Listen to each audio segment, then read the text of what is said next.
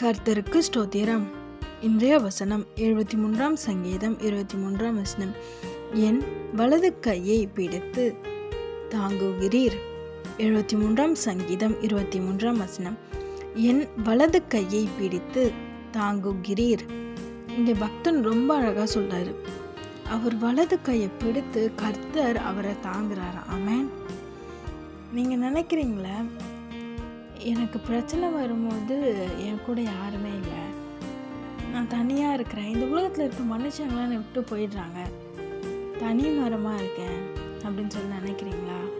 எனக்குன்னு யாருமே இல்லை, பிறந்ததுலேருந்தே என் தாய் தகப்பனை நான் பார்த்தது கிடையாது, நான் ஒரு அனாதை அப்படின்னு சொல்லி நிற்கிறீங்களா? இன்னைக்கு இயேசுப்பா உங்ககிட்ட சொல்கிறாரு, உங்கள் வலது கையை பிடித்து சொல்கிறாரு, உங்கள் ரைட் ஹேண்டை பிடித்து சொல்கிறாரு. என்ன தெரியுமா சொல்கிறாரு?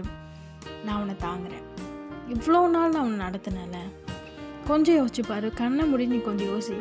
இவ்வளோ நாள் நீ பிறந்ததுலேருந்து இத்தனை நாள் எவ்வளோ ஆபத்துக்கள், எவ்வளோ தேவைகள், எவ்வளோ பலவீனங்கள் வந்தாலும் எல்லாவற்றிலேருந்தும் உன்னை காப்பாற்றி பாதுகாத்து இது வரைக்கும் உன்னை நடத்தினல, இனிமேலும் உன்னை தாங்குவேன்னு சொல்கிறார். ஆமென். உங்களை பார்த்தா சொல்கிறார், யாருமே நான் கலங்கி போயிருக்கிறீங்களே, உங்களுக்கு துணையாக அவர் நிற்கிறேன்னு ஏசப்பா சொல்கிறாரு. ஆமென்.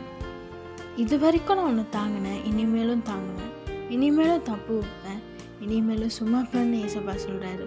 உங்களை பார்த்து சொல்கிறாரு, கலங்காதீங்க, பயப்படாதீங்க. அவர் உங்களுக்கு வாக்கு கொடுக்குறார்.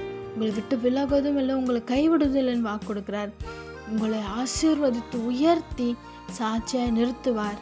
கலங்காதீங்க, அவர் உங்களோடு இருந்து பெரிய காரியங்களை செய்வார். ஆமென்.